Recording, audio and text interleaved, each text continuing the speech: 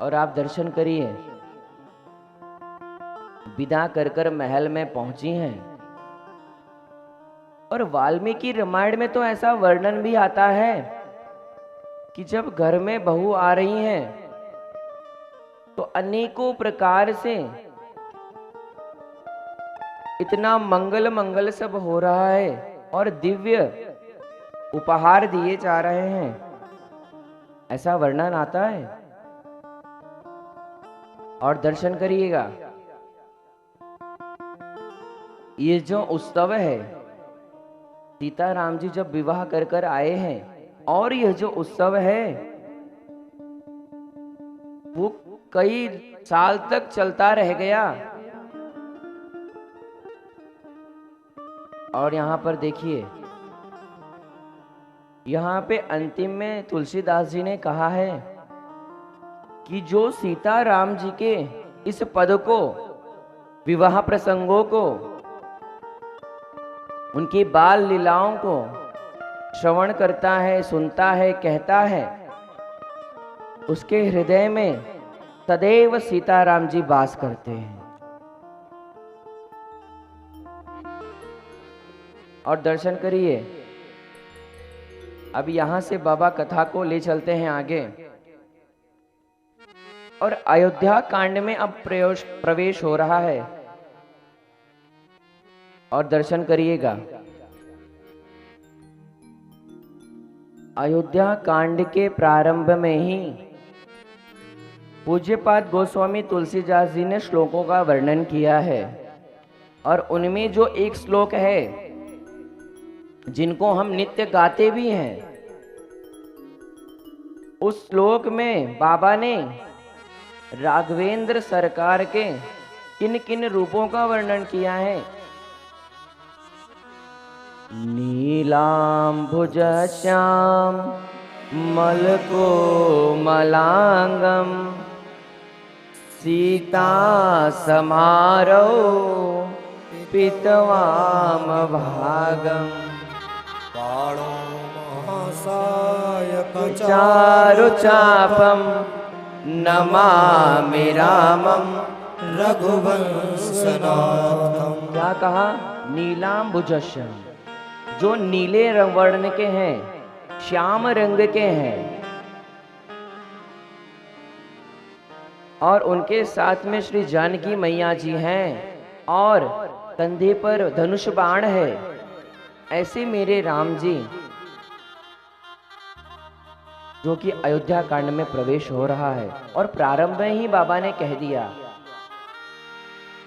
जो श्याम वर्ण के हैं और शस्त्र अपने साथ लेकर रखते हैं, धनुष बाण उनके साथ में है। और एक बात मैं निवेदन करूंगा, जो अयोध्या कांड है वो जवानी का कांड है, वो युवावस्था का कांड है। और हमें युवावस्था में कैसे रहना चाहिए, क्या क्या करना चाहिए, वो अयोध्या कांड में सब दर्शाया हुआ है। अब यहां दर्शन करिएगा, जब घर में बहुओं का प्रवेश हुआ है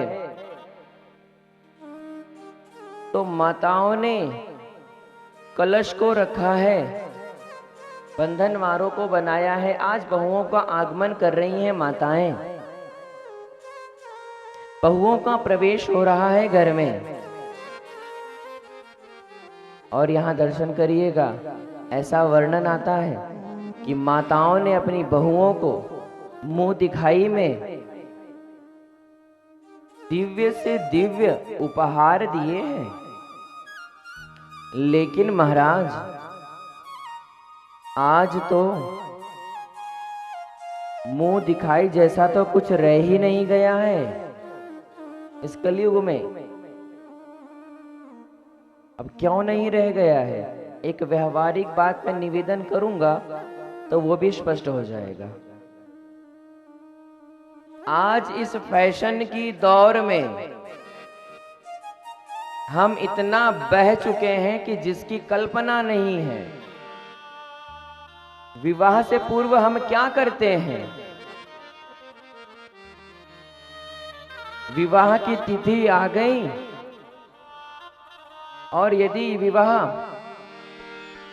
10 दिन बाद होना है तो 10 दिन पहले जाते हैं प्री वेडिंग शूट कराने।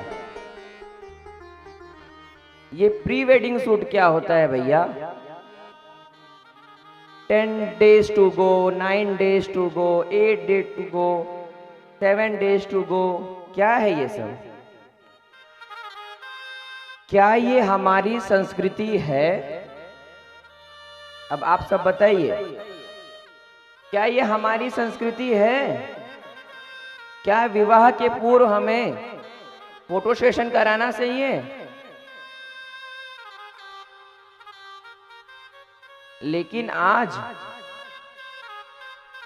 इस कलयुग के फैशन की दौर में आज युवा पीढ़ी इतना बह चुकी है कि शौक बस प्री वेडिंग शूट कराते हैं। और कई बार ऐसा भी होता है कि उसी प्री वेडिंग शूट में ससुर जी मैनेजर बनकर बैठे रहते हैं, देख रेख में रहते हैं। सरेआम आप लोग घूमकर प्री वेडिंग शूट कराते हैं और जब घर पर बहू आती है तो कहते हैं कि एक बित्ते का घूंघट रखना, 4 हाथ का घूंघट लगवाएंगे। तो जब बहू प्री वेडिंग शूट करा रही होती है तब घूंघट याद नहीं आता क्या? तब घूंघट याद नहीं आता। और घर में ही आते बोलेंगे कि एक हाथ का घूंघट करना, कोई देख ना ले। और बराबर प्री वेडिंग शूट कराते हैं, सोशल मीडिया पे फोटो डालेंगे, रील्स बनाकर डालेंगे, यही करते हैं। और घर में आके तब बोलेंगे महाराज जी हमारी बहू तो ऐसी है, सुनती नहीं है। पहले खुद ही जाके रील्स बनवाओ तो घर में आके रील्स ही ना बनवाएगी वो। पहले खुद रील बनवाओ, घर में आके आप लोगों का ही वो रील बना देगी। तो इस चीज से बचा जाए। हाँ, फैशन करिए, कलयुग के हिसाब से आप चल रहे हैं, उसमें कोई बुराई नहीं है, मेरा कोई विरोध नहीं है। लेकिन अपनी मान मर्यादा को बचाकर रखिए। कुछ मर्यादाएं जो बनी हुई हैं उन मर्यादा में आप रहिए। गली गली घूमकर अलग अलग लोकेशन पर जाकर फोटो खिंचाने से बचा जाए, इससे कोई लाभ नहीं है, बल्कि इससे तो आपकी हानि ही है। अब यहां दर्शन करिएगा, मुंह दिखाई में माताओं ने दिव्य उपहारों को दिया है। और यहाँ बाबा ने जब अयोध्या कांड प्रारंभ किया और बाबा ने हमें उपदेश दिया कि ये जो अयोध्या कांड है ये युवावस्था का कांड है, ये जवानी का कांड है। और जो सबसे पहला दोहा बाबा ने लिखा वो क्या लिखा कि श्री गुरु चरण सरोज रज निज मन मुकुर सुधार बरनौ रघुवर बिमल जस जो दायक फल चार। बाबा ने शुरुआत में ही कह दिया है कि श्री गुरु चरण सरोज रज। पुनः वही पहले दिन वाली बात आज आ रही है। कौन सी बात याद आ रही है? श्री गुरु चरण सरोज रज, ये चरण है और चरण के नीचे का जो हिस्सा यहाँ पे रज लगती है, धूल की महिमा है।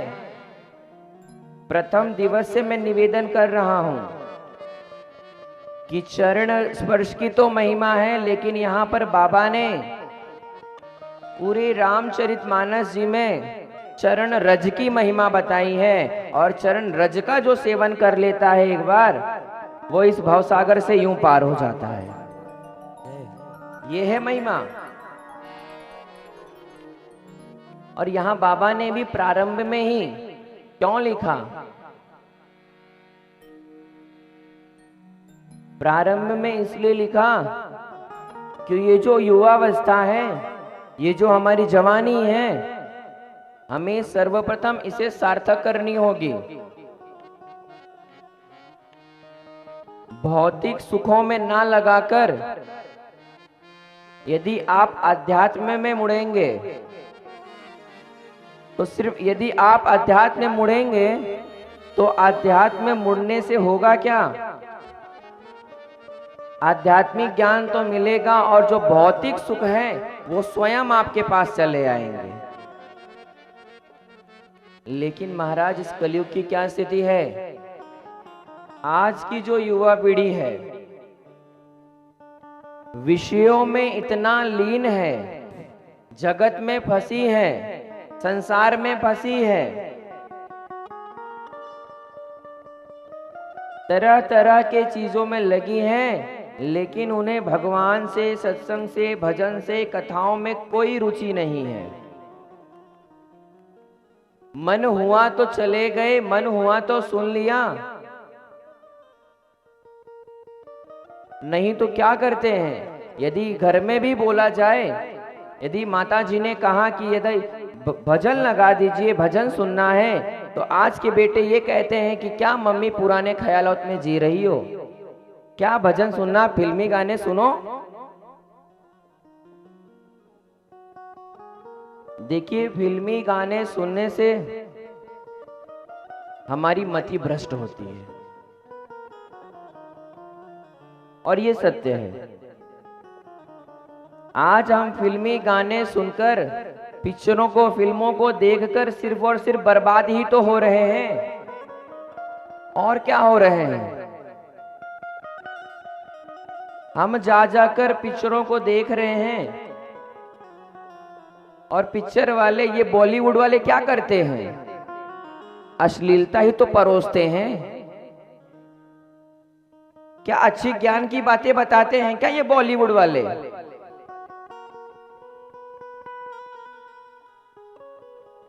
सदैव हमें वो लोग अश्लीलता ही परोसते हैं। और आज ये जो युवा पीढ़ी है बस उसी में मदहोश है।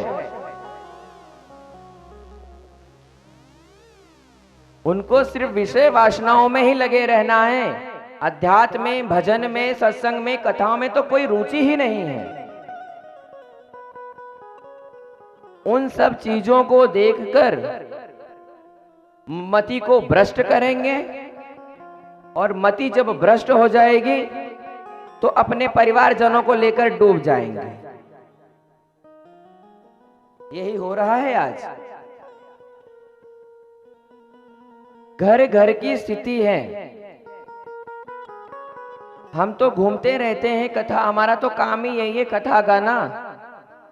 अलग अलग जगहों पे हम तो घूमते रहते हैं अपने साथियों के साथ में। तो हर जगह एक एक प्रश्न आते ही रहते हैं कि महाराज जी मेरा बेटा तो मेरे हाथ से निकल गया, महाराज जी मेरा बेटा तो इसके चक्कर में पड़ गया। क्यों पड़ गया? ऐसा प्रश्न क्यों आता है? जब आप अपने बच्चों को शास्त्र ज्ञान नहीं देंगे, सत्संग नहीं सुनाएंगे, तो जो उसका साइड इफेक्ट है वो कौन झेलेगा? माता पिता को तो झेलना पड़ेगा। फिर झेलिए। ये जो युवावस्था है ना महाराज, यही कोई खतरनाक अवस्था है, तो सबसे खतरनाक और सबसे घातक अवस्था ये युवावस्था ही है। इससे खतरनाक और कुछ भी नहीं हो सकता। ये जो टीन एज है ना, इसी टीन एज में, इसी युवावस्था में लोग बिगड़ना प्रारंभ करते हैं। इसी युवावस्था में लोग अपने माता पिता से दूर रहना पसंद करते हैं। इसी युवावस्था में लोग अपना पर्सनल कमरा मांगते हैं माता पिता से। इसी युवावस्था में लोग बाहर घूमना ज्यादा पसंद करते हैं। इसी युवावस्था में लोग अपने मित्रों में जाकर भोजन करना पसंद करते हैं। इसी युवावस्था में लोग अपने मित्रों को जाकर लेकर पार्टी करना पसंद करते हैं। इसी युवावस्था में लोग अपने माता पिता से लड़ना प्रारंभ करते हैं। यही वो युवावस्था है, क्योंकि ये युवावस्था ही सबसे घातक है। और जिसकी युवावस्था बन गई उसका पूरा जीवन बन जाएगा। जीवन की बात तो छोड़ ही दो महाराज, यहां लोक के साथ वो अपनी परलोक को भी सुधार लेगा। क्योंकि ये युवावस्था का जो समय है, इसी युवावस्था में हमें बनना है और बिगड़ना है। लेकिन विषय वासनाओं में आज की जो युवा पीढ़ी है इतना लीन हो गई है कि उन्हें अपने स्वयं के माता पिता तक नहीं दिखाई देते हैं।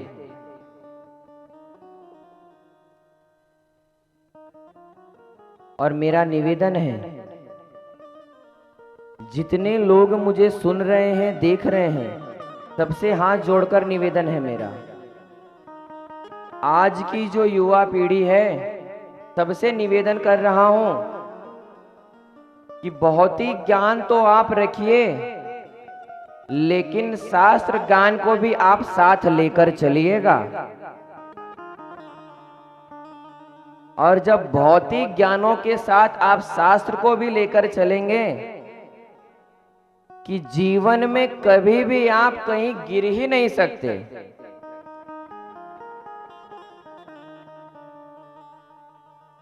और हमें भी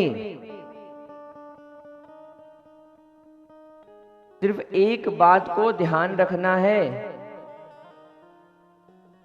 कि इसी युवावस्था में हमें शास्त्र और शस्त्र दोनों लेकर चलना है। यहां पर बाबा ने स्पष्ट कर दिया था पहले श्लोक में ही कि युवावस्था में हमें शास्त्र और शस्त्र दोनों को लेकर चलना है।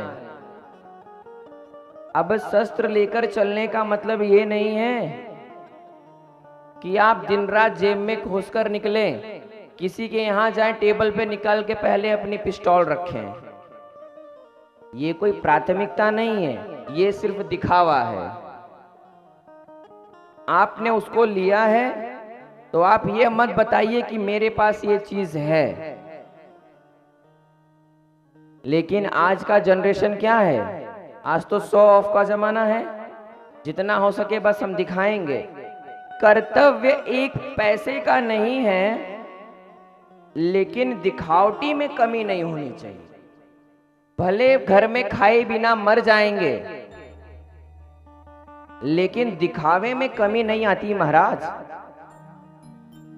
अब ये बताइए कि ऐसे दिखावे से कुछ होगा?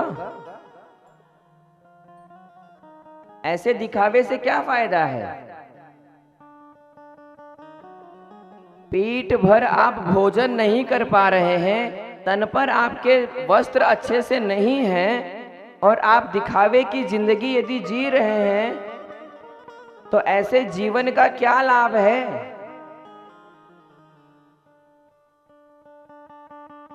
तो मेरा आप सभी से निवेदन है,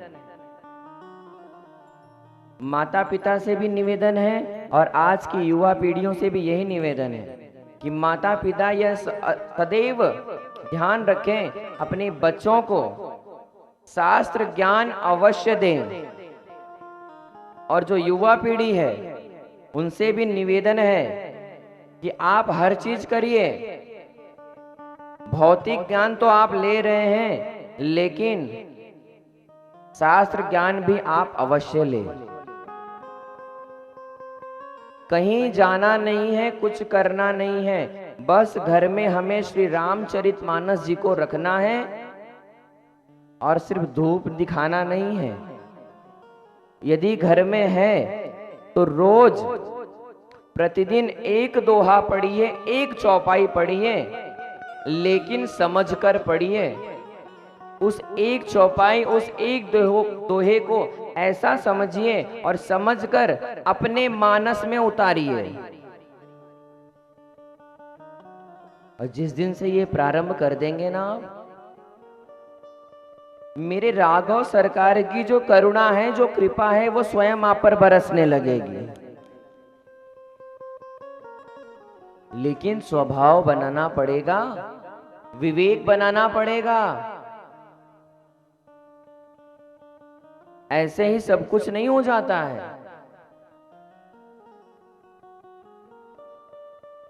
अब यहां दर्शन करिएगा, बाबा ने प्रारंभ में ही कह दिया कि इस युवावस्था में हमें गुरु बना लेना चाहिए, और इसी युवावस्था में हमें गुरु चरण रज का सेवन कर लेना चाहिए। अपने जीवन की डोर को हमें गुरु के हाथ सौंप देना चाहिए, क्योंकि गुरु के हाथ में जब आप सौंप देंगे तो गुरु आपके जीवन नैया को इस भव सागर से कब पार कर देंगे, इसकी कल्पना भी आपको नहीं होगी। आप यूं पार हो जाएंगे इस भव सागर से। और यदि आपने गुरु नहीं बनाया, अपने जीवन की डोर को गुरु को यदि नहीं सौंपा, तो बस एक ही चीज होगा, बार बार आना जाना लगा रहेगा। एक बार आएंगे फिर भी आना जाना आपका लग जाएगा। इसलिए मेरा निवेदन है कि इसी युवावस्था में आप गुरु बना लीजिए और अपने जीवन की डोर को गुरु के हाथ सौंप दीजिए। और यहां पर भी बाबा ने यही स्पष्ट किया है कि जो चरण रज का सेवन कर लेता है, जो गुरु बना लेता है, वो इस भवसागर से यूं पार हो जाएगा। कहने का तात्पर्य है, गाय का खुर आप जानते हैं, उस गाय के खुर जितना जो गड्ढा होता है, उसके उतने में ही पार आप हो जाएंगे और वो आपको पता भी नहीं चलेगा कब आप पार हो गए। लेकिन स्वभाव बनाना पड़ेगा, विवेक बनाना पड़ेगा, और सबसे पहले आपको क्या करना पड़ेगा? लघु बनना पड़ेगा। लघु का अर्थ है आपको छोटा बनना पड़ेगा। और जब लघुता आपके अंदर आ जाएगी ना महाराज, तो प्रभुता तो स्वयं दिखाई देने लगेगी। लेकिन लघु बनना पड़ेगा, छोटा बनना पड़ेगा। आप जब छोटा बनकर रहेंगे ना, सबके आगे झुकने का जब स्वभाव बना लेंगे ना, तो मेरे राघव सरकार का जो प्रभाव आप पर दिखेगा ना, कि जिसकी कल्पना भी नहीं होगी आपको। लेकिन आपको लघु बनना पड़ेगा, आपको छोटा बनना पड़ेगा, क्योंकि जब लघुता आएगी और तभी तो मेरे राघव सरकार की प्रभुता आएगी। कोई साधारण नहीं है। और यहां दर्शन करिए, बाबा ने हमें यह उपदेश दिया कि युवावस्था में हमें किन चीजों को ध्यान रखना चाहिए और गुरु बना लेना चाहिए। और एक बार हम सब मिलकर अपने अपने गुरु को मनाएंगे, उनको याद करेंगे और यहाँ बैठे बैठे ही उनके आशीर्वादों को लेंगे। फिर पुनः कथा गंगा में प्रवेश करेंगे, सब मिलकर गाएंगे। गुरु मेरी पूजा गुरु गोविंदा, गुरु मेरी पूजा गुरु गोविंदा, गुरु मेरा पार ब्रह्मा गुरु भगवंता। गुरु मेरी पूजा गुरु गोविंदा, गुरु मेरा पार ब्रह्मा गुरु भगवंता। गुरु मेरी पूजा गुरु गोविंदा, गुरु मेरा पार ब्रह्मा गुरु भगवंता गुरु मेरी पूजा गुरु गोविंद गुरु मेरा पार ब्रह्मा गुरु भगवंता गुरु मेरा ज्ञान तू ही ध्यान गुरु मेरा ज्ञान तू ही ध्यान गुरु मेरी पूजा गुरु गोविंदा गुरु मेरा पार ब्रह्मा गुरु भगवंता गुरु मेरी पूजा गुरु गोविंद गुरु मेरा पार ब्रह्मा गुरु भगवंता गुरु मेरी पूजा गुरु गोविंदा गुरु मेरा पार ब्रह्मा गुरु भगवंता गुरु मेरी पूजा गुरु गोविंदा गुरु मेरा पार ब्रह्मा गुरु भगवंता वंदो गुरु पद पदुम परागा वंदो गुरु पद पद्म परागा सुरुचि सुबास सरस अनुरागा सुरुचि सुभाष सरस अनुरागा वंदो गुरु पद पदुम परागा सुरुचि सुबास सरस अनुरागा गुरु मेरी पूजा गुरु गोविंदा गुरु मेरा पार ब्रह्मा गुरु भगवंता गुरु मेरी पूजा गुरु गोविंद गुरु मेरा पार ब्रह्मा गुरु भगवंता गुरु मेरी पूजा गुरु गोविंद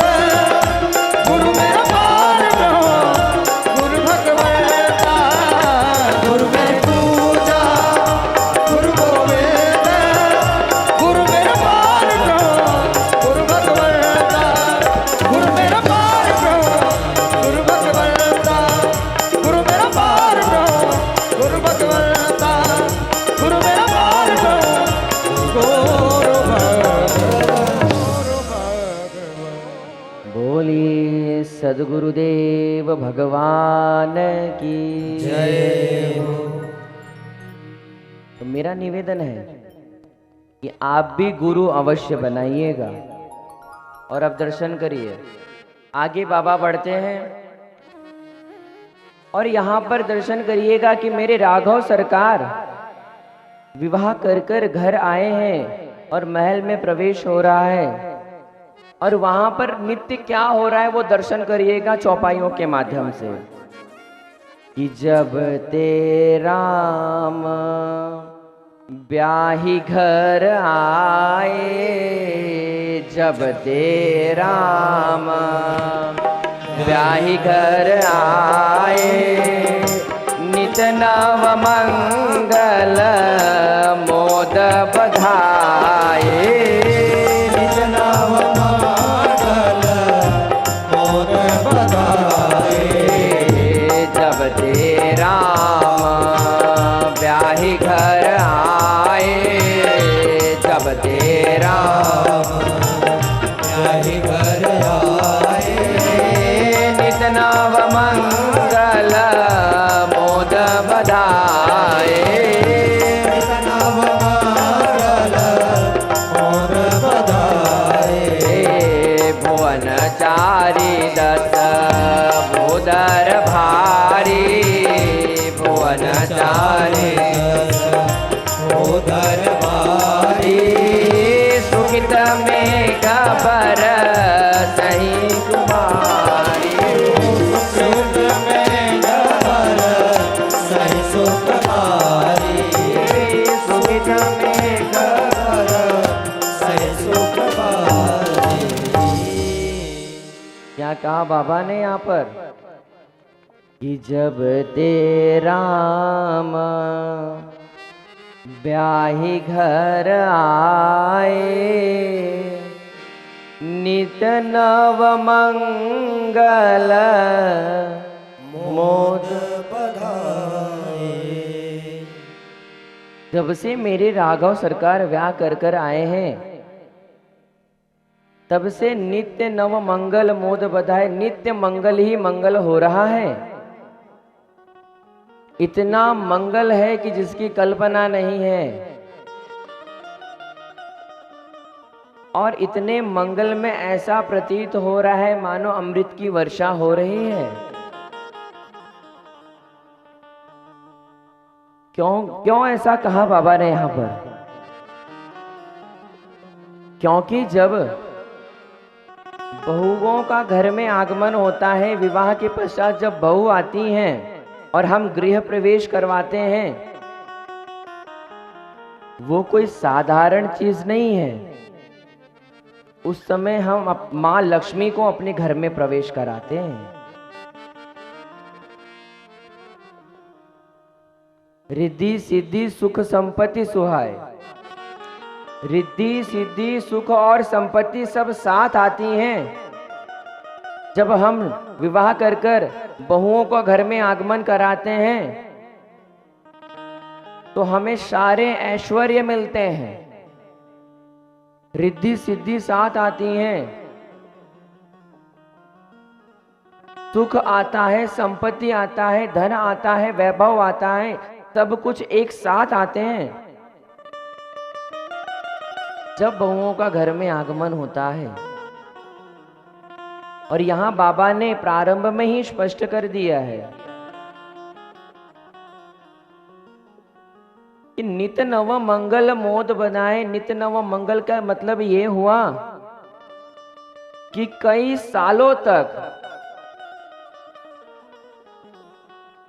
सालों बीत गए, वो मंगल ही मंगल रहा। इतना ज्यादा आनंद और इतना ज्यादा उत्सव। देखिए, मैं भी एक बात निवेदन करूं आपसे, ऐसा स्वभाव बनाइएगा, ऐसा विवेक बनाइएगा कि आपसे जो आनंद है, जो उत्सव है, वह कभी छूटे नहीं। सदैव मंगल होता रहे, सदैव आनंद में रहे और उत्साह बना ही रहे। और हर स्थिति में, हर एक परिस्थिति में जब आप आनंद में रहते हैं और उत्सव में रहते हैं, तो सदैव यह ध्यान रखिएगा, जिस घर में आनंद रहता है, जिस घर में हमेशा मंगल होता रहता है, जिस घर में सदैव शांति बनी रहती है, उस घर में रिद्धि सिद्धि के साथ मां लक्ष्मी स्वयं प्रवेश कर जाती हैं। लेकिन स्वभाव बनाना पड़ेगा कि हमारे घर में हमेशा उत्सव बना रहे, हमेशा आनंद बना रहे, नित्य मंगल होता रहे। वो कब होगा? जब आप सदैव सत्संग करेंगे, भजन करेंगे, कथाओं को सुनेंगे, तब वो मंगल होगा। और दर्शन करिए, वहां अयोध्यावासी जो हैं, उनके मन की जो लालसा है, वो खत्म होने का नाम ही नहीं ले रही है। और जब मेरे सीताराम जी आ गए हैं, तब तो बात ही क्या करना,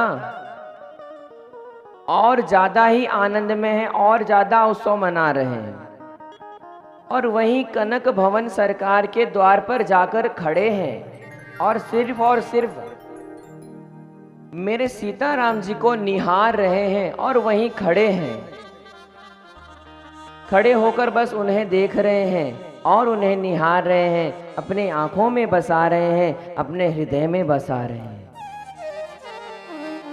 तो हम सबका भी एक भाव होना चाहिए कि हम भी सीताराम जी के चरणों में इतना अनुराग करें, इतना प्रेम करें कि सीताराम जी की जो छवि है वो हमारे हृदय में बस जाए।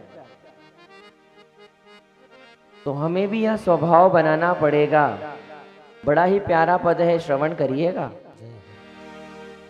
कनक भवन दरवाजे खड़े रहो, कनक भवन दरवाजे खड़े रहो, जहाँ सिया राम जी विराजे पड़े रहो, जहाँ सिया राम जी विराजे पड़े रहो।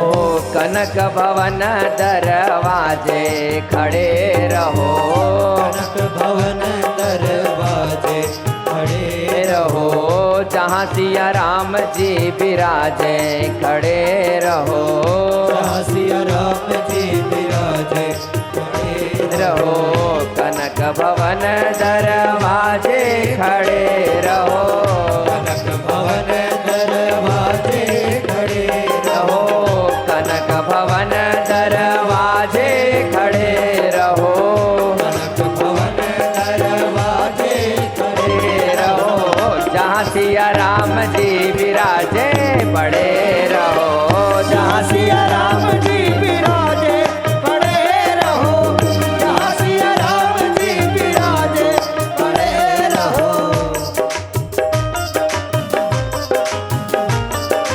जय हो, बोली श्री रघुवेंद्र सरकार की जय हो।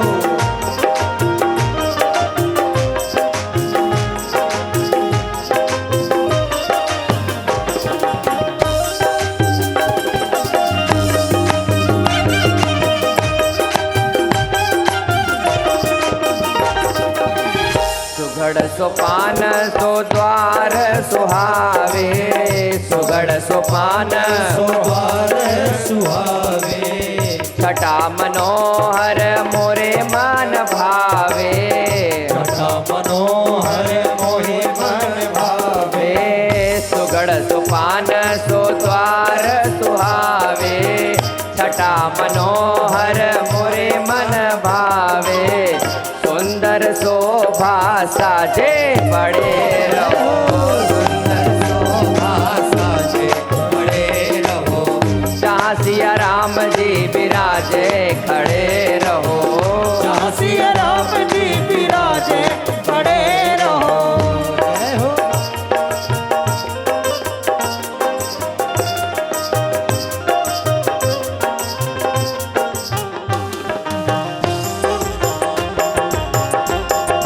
श्री हरि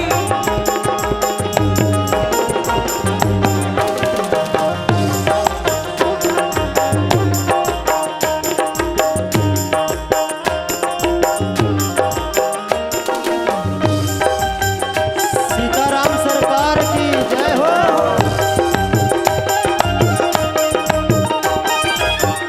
और क्या होगा? जब आप खड़े रहेंगे तो सीता राम जी को तो आप दर्शन करेंगे ही, देखेंगे ही, लेकिन वहां पर और दर्शन क्या होगा?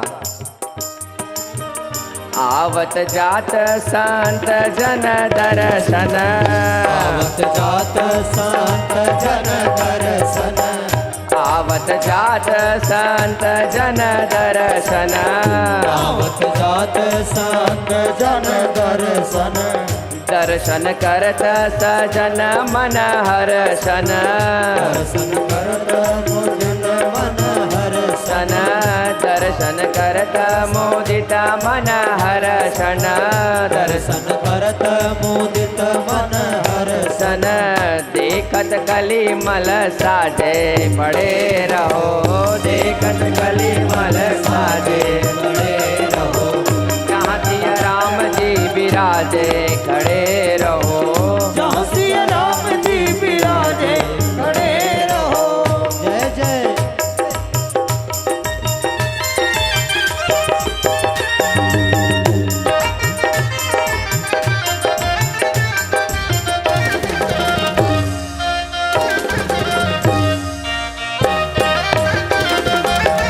जय श्री राम।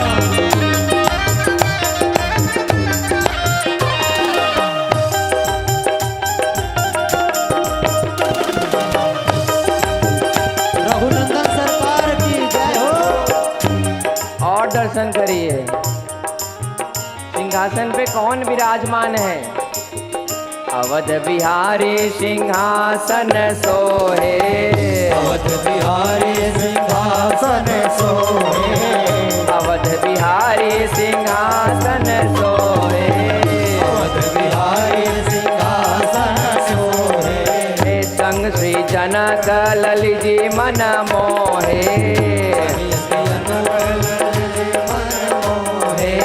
संग श्री जनक ललित जी मन मोहे, संग ललित जी मन मोहे। छवि अति अनुपम साजे बड़े रहो, छवि अति अनुपम साजे बड़े रहो, जहाँ सिया राम जी विराजे खड़े रहो, जहाँ सिया राम जी विराजे बड़े रहो कनक भवन दरवाजे खड़े रहो, दरवाजे खड़े रहो, कनक भवन दरवाजे खड़े रहो, कनक भवन दरवाजे खड़े रहो जहाँ सिया राम जी विराजे खड़े रहो, जहाँ सिया राम जी विराजे खड़े रहो, जहाँ सिया राम जी खड़े रहो, जहाँ सिया राम जी विराजे खड़े रहो, जहाँ सिया राम जी विराजे खड़े रहो, खड़े रहो, खड़े रहो, खड़े रहो।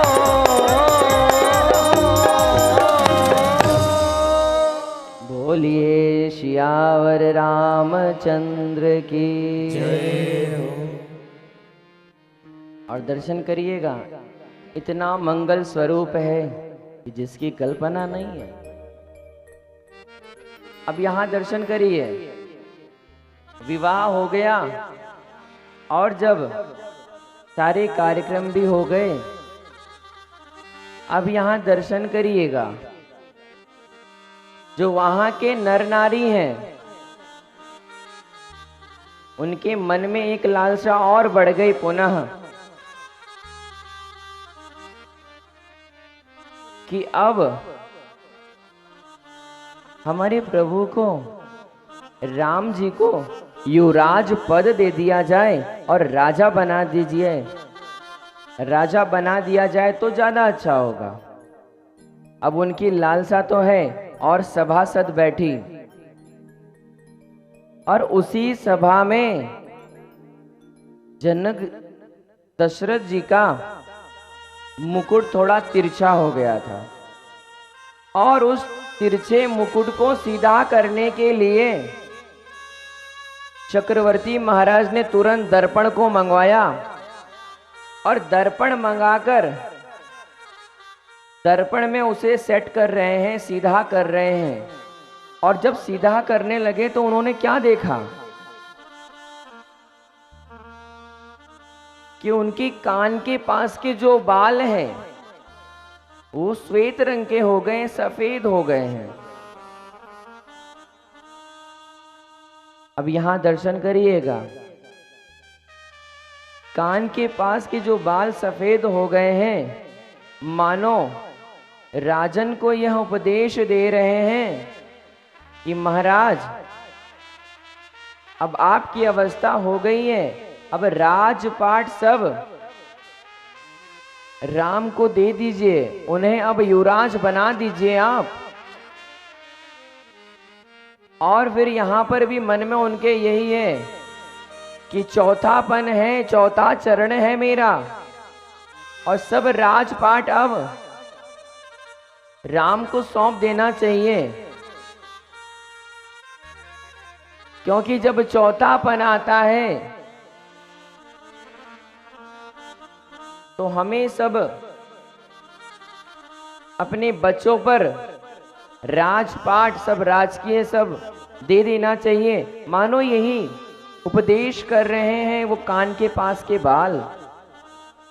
और तुरंत ही फिर जब यह पता चला है और तुरंत राजन गए हैं, तुरंत गुरु जी के पास जाते हैं और कहते हैं कि मेरे मन में ऐसा विचार है कि राजपाट मैं दे दूं, और उसके लिए समय सुनिश्चित कर दीजिए आपकी कब करना है। अब गुरु जी के पास तो गए हैं और गुरु जी से जब पूछ रहे हैं कि कब करूं, शुभ घड़ी शुभ मुहूर्त कब है, किस समय करेंगे तो सही रहेगा, और गुरु जी से जब पूछा है तो गुरु जी ने उत्तर दिया कि बेगी विलंब न करिय नृप, साजिय सबुई समाज, सुदिन सुमंगल तब ही जब राम होय जुगराजु। वो घड़ी, वो समय, वो मुहूर्त सब मंगल हो जाएगा जिस समय राम जी का राज्याभिषेक होगा। वो समय ही, वो घड़ी, वो मुहूर्त सब मंगल हो जाएगा। यहां पर स्पष्ट लिखा है कि जिस दिन होगा उसी दिन सब मंगल हो जाएगा। लेकिन अभी कुछ दिन पहले ही जब अयोध्या में रामलला सरकार आने वाले थे और 22 जनवरी का जो तिथि थी उस दिन विराजमान होना तय हुआ था, कई लोगों के ऐसे मत थे कि मंदिर अधूरा है, मंदिर बना नहीं है, ये चीज ऐसी है, व्यवस्था नहीं है, ये है, वो है, नहीं करना चाहिए था, मोदी जी ने क्यों कर दिया, किस लिए कर दिया। जब यहाँ स्पष्ट लिखा है कि जिस दिन राम जी का राज्य तिलक हो जाएगा, जिस दिन होगा वो दिन, वो समय, वो घड़ी ही मंगल हो जाएगी, वही शुभ घड़ी हो जाएगी। फिर क्यों विचार करना। और यहां आज गुरु जी ने भी वही कहा कि राजन आप विलंब मत करिएगा, क्योंकि गुरु जी तो त्रिकालदर्शी हैं, उन्होंने सब देख लिया कि यदि राज तिलक आज नहीं हुआ तो यह घड़ी, यह शुभ मुहूर्त 14 वर्ष के बाद आएगी। और गुरु जी ने यह देख लिया था, इसीलिए गुरु जी ने कहा कि विलंब मत करिए, तुरंत करिए, और जिस समय करेंगे वह समय, वह मुहूर्त सब शुभ हो जाएगा। लेकिन यहां दर्शन करिएगा, जब गुरु जी ने कहा कि तुरंत करिए तो राजन के मन में तुरंत प्रश्न खड़ा हुआ कि ठीक है गुरु जी, यदि आपकी आज्ञा है तो हम कल करेंगे। आज आप राम जी को सब बता दीजिए कि राज्य तिलक होने के पूर्व पिछले दिन क्या क्या करना है, कैसे कैसे करना है, आप सब बता दीजिए। अब यहां पर ही गुरुदेव जी समझ गए कि मैं बोल रहा हूं कि आज ही करिए और ये कल पर टाल रहे हैं। इसका मतलब तो ये है कि ये ब्रह्मा जी की लेखनी तो नहीं हो सकती, क्योंकि यदि ब्रह्मा जी की लेखनी होती कि कल होने वाला है राज तिलक, तो मेरे बोलने पर आज राजन कर देते थे राज तिलक। लेकिन ये ब्रह्मा जी की लेखनी नहीं प्रतीत हो रही है, ये स्वयं राम जी की इच्छा से हो रहा है। राम जी स्वयं बन जाना चाहते हैं, इसलिए यहां पर राजन ने कहा कि कल करेंगे और दर्शन करिएगा। राजन ने तो कह दिया कि कल करेंगे, और गुरुजी मेरे राघव सरकार के कक्ष तक जाते हैं, उनके कक्ष में जा रहे हैं। अब आज दर्शन करिएगा।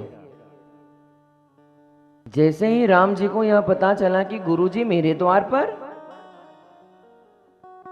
और तुरंत ही प्रणाम करते हैं और कहते हैं कि आज तो मैं धन्य हो गया गुरुजी। जब एक सेवक के घर पर उनका कोई गुरु अचानक पहुंच जाए तो मति तो भ्रमित होगी ही ना। और तुरंत मेरे राघव सरकार ने कहा, अरे गुरुजी आप यहां तक आ गए, आप हमें बुलवा लेते, हम आ जाते, आप सेवक के घर पे आ गए। तुरंत बैठाते हैं गुरुजी को, 400 प्रकार से पूजा किए, पूजन किए हैं, सत्कार किए हैं, और फिर गुरुजी ने सारी बातों को बताया है कि कल आपका राज्य तिलक होने वाला है, आज के दिन से ही आपको ब्रह्मचर्य रहना होगा, ब्रह्मचर्य का पालन करना पड़ेगा, और सब बातों को गुरुजी बता दिए। और बताकर गुरुजी वहां से चले गए। गुरुजी के जाते ही राघव सरकार सोचने लगे कि ये तो बहुत बड़ी घटना हो जाएगी यदि कल मेरा राज तिलक हो गया तो। मैं आया किस लिए हूं, और यदि मेरा राज तिलक हो गया तो मैं तो जा ही नहीं पाऊंगा कहीं। और तुरंत देवताओं को प्रेरित किया कि आप लोग बैठे रहेंगे, कुछ करेंगे नहीं। यहां मेरा कल राज तिलक होने वाला है, सिर्फ आज की रात्रि है, और ये आज की रात्रि यदि कट गई तो कल तो मैं राज सिंहासन पर बैठ जाऊंगा, और यदि मैं राज सिंहासन पर बैठ गया तो मैं अपने केवट भैया और मां शबरी से मिलने कैसे जाऊंगा। और यहां पर दर्शन करिए, जैसे ही देवताओं को प्रेरित किया है प्रभु ने, अब देवता भी सोचने लगे कि क्या किया जाए, कैसे रोका जाए। अब देवताओं ने सरस्वती मैया को प्रेरित किया, उनसे कहा कि मैया आप ही अब कुछ कर सकती हैं, हम तो नहीं कर पाएंगे कुछ अब। और सरस्वती मैया को जब प्रेरित किया, और सरस्वती मैया तो तुरंत कहने लगे कि आप लोगों को क्या हो गया है, हमारे प्रभु राजा बनने जा रहे हैं, सिंहासन पर बैठने जा रहे हैं, तो आपको ये बात अच्छी नहीं लग रही? आप लोग बोल रहे हैं कि जाकर रोकिए, कैसे हैं आप देवतागण। और फिर वहां पर सरस्वती मैया को समझाते हैं कि ये हम नहीं चाह रहे हैं, ये राम जी स्वयं चाह रहे हैं, इसमें हमारा कोई हाथ नहीं है। और फिर सभी बातों को मानकर सरस्वती मैया आती हैं, और आने के बाद सब जगह निहार रही हैं, देख रही हैं कि कोई ऐसा दिख जाए कि जिसकी मति को भ्रमित किया जाए। इन बच्चों को संभाला जाए, थोड़ा डिस्टरबेंस हो रहा है, इनको पीछे किया जाए।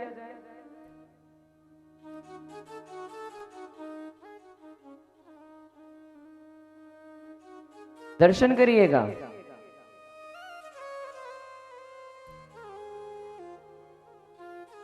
यहां पर क्या हुआ, सरस्वती मैया जब आई हैं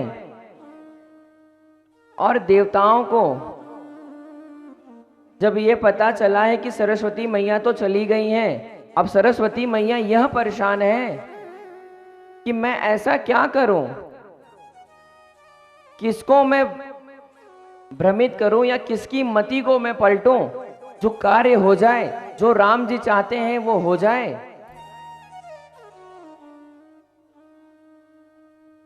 अब यहां पे देख रही हैं, खोज रही हैं कि कोई ऐसा दिख जाए, कोई ऐसा मिल जाए। और तब तक मंथरा दिख गई, और मैया ने सोचा कि इन्हीं की मति को भ्रमित किया जाए, इनकी ही मति को पलटा जाए तो शायद बात बन जाए।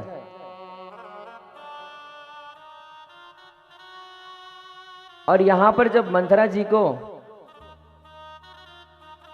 मैया ने देखा है, और सरस्वती मैया देखते ही तुरंत प्रेरित कर कर उनकी मति को पलट देती हैं और पलटकर चली गई हैं। अब यहां दर्शन करिए, मति को पलटकर तो चली गई, अब यहां मंथरा जी का जो मिलन है वो कैकेयी मैया से हो जाता है। अब यहां पर आप तनिक विचार करिए कि महल में और कई लोग भी हो सकते हैं, और भी तो लोग थे, लेकिन यहां पर मंथरा जी का मिलन कैकेयी मैया से ही क्यों हुआ, ये भी तो प्रश्न है। कि और किसी से मिलने थी, सुमित्रा मैया थी, कौशल्या मैया थी, लेकिन कैकेयी मैया से ही क्यों? क्योंकि कौशल्या मैया ने तो सिर्फ और सिर्फ राम जी को जन्म दिया है, लेकिन मेरे राम जी को मर्यादा पुरुषोत्तम बनाने के लिए कैकेयी मैया ही का है। और यदि कैकेयी मैया नहीं होती तो आज मेरे प्रभु मर्यादा पुरुषोत्तम नहीं बन पाते। और कैकेयी मैया को सब पता है कि जो मैं करने जा रही हूं उससे किसी का हित तो नहीं है। मेरे पुत्र भी मुझसे अलग हो जाएंगे, मेरा सुहाग भी उड़ जाएगा और मेरे राम भी वन को चले जाएंगे। लेकिन एक बात मन में है कि जब तक मेरे राम बन नहीं जाएंगे तब तक मर्यादा पुरुषोत्तम नहीं बन पाएंगे। इसलिए कैकेयी मैया के संपर्क में मंथरा जी आई और मंथरा जी ने सब कुछ बता दिया कि आपके पुत्रों को तो ननिहाल भेज दिया गया और यहां पर दर्शन करिए कि युवराज पद पर राम को बैठाने जा रहे हैं। राज तिलक है कल उनका। और इतना मति को भ्रम किया, इतना भ्रमित किया है और भ्रमित करके फिर कैकेयी मैया राजन के पास गई हैं। माताओं ने भी अनेकों प्रकार से उन्हें कहा और फिर जब गई हैं और 2 वरदानों को मांगती हैं। उन वरदानों में क्या मांगा कि राज तिलक भरत का हो और दूसरे वरदान में क्या मांगा कि राम को 14 वर्ष का वनवास हो। अब यहां मैया ये भी तो मांग सकती थी ना कि ठीक है, यदि राम राजा नहीं बन रहे तो कम से कम 14 वर्ष वनवास ना जाकर कहीं और रह लेते। लेकिन मैया ने 14 ही वर्ष क्यों कहा? क्योंकि सब मेरे राघव सरकार की लीला है और उन्हीं की लीला से आज ये हो रहा है। उन्हीं की लीलाओं की वजह से आज कैकेयी मैया को पूरा विश्व कलंकित मानता है कि कैकेयी यदि आज ऐसा नहीं करती तो मेरे राघव सरकार बन नहीं जाते, दर दर भटकते नहीं जंगल में। लेकिन मेरी प्रार्थना है आप सबसे कि कभी आप जीवन में कैकेयी मैया को दोष मत दीजिएगा। उनका कोई दोष नहीं है। उन्हें भली भांति पता था कि यदि राम जी बन जाएंगे तो जानकी जी तो साथ ही जाएंगी, वो रुकने वाली नहीं है। और लक्ष्मण जी तो बचपन से साथ हैं, प्रभु के सेवक हैं, वो तो जाएंगे ही जाएंगे। और जब राम जी बन जाएंगे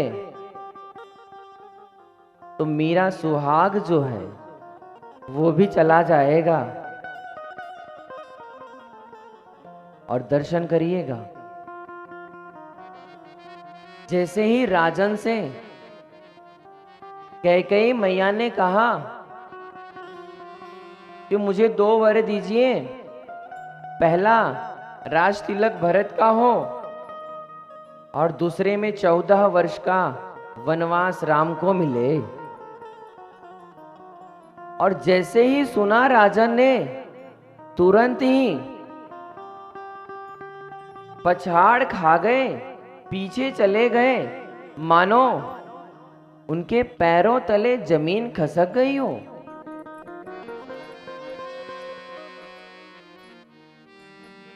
कि मेरे प्राण के समान मेरे पुत्र 14 वर्ष के लिए बन जाएंगे